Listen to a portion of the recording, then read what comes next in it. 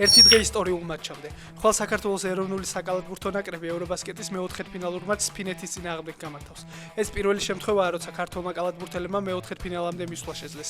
მერვედფინალში ქართველებმა ჩემპიონატის ერთ-ერთი ფავორიტი საფრანგეთი დაამარცხეს. საქართველოსა და ფინეთის დაპირისპირება თბილისის დროით 18 საათზე დაიწყება. საქართველოს ეროვნული ნაკრების თავდამსხმელმა გიორგი მიქაუტაძემ ვილიარეალში პირველი ვარჯიში ჩაატარა. ქართველი ლიონიდან ესპანურ კლუბში სექტემბრის დასაწყისში გადავიდა, შემდეგ კი ეროვნული ნაკრების შეკრებაზე თბილისში გამოემგზავრა.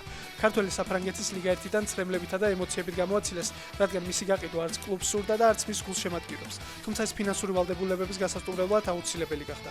ცნობილია, რომ მიქაუტაძე ვილიარეალში 9 ნომრიანი მაისურით ითამაშებს. იური ტაბატაძის დუბლი ლა ლიგა 2-ში. ქართველი ფეხბურთელი მოედანზე 55 წუთზე შევიდა, როცა კადისი რეალ სოსიედ ბის წინააღმდეგ 3-1 მარცხდებოდა. მატჩი კი ტაბატაძის დუბლის წყალობით 3-3 დასრულდა. ვრცელდება ვიდეო, როგორ იღებდნენ PSG-ს ფეხბურთელები ფრანგული კლუბისა და წყალი მთის საპარტნიორო ვიდეორგოლს. წყალმა მთის და საფეხბურთო გრადმა ვიდეორგოლი კამპანიის სიცხობრე სრულყოფილად ფარგლებში გადაიღეს. ვიდეორგოლში პარის სენ-ჟერმენის ვარსკვლავები უსმან დემბელე, ვიტინია, ფაბიან რუისი, დეზირე დუე და გონსალო რამოსი მონაწილეობდნენ. წყალი მთისა და PSG-ს თანამშრომლობა 2025 წლის მარტიდან დაიწყო. თანამშრომლობის მიზანია ხელი შეუწყოს სპორტისა და ჯანსაღი ცხოვრების წესის პოპულარიზაციას.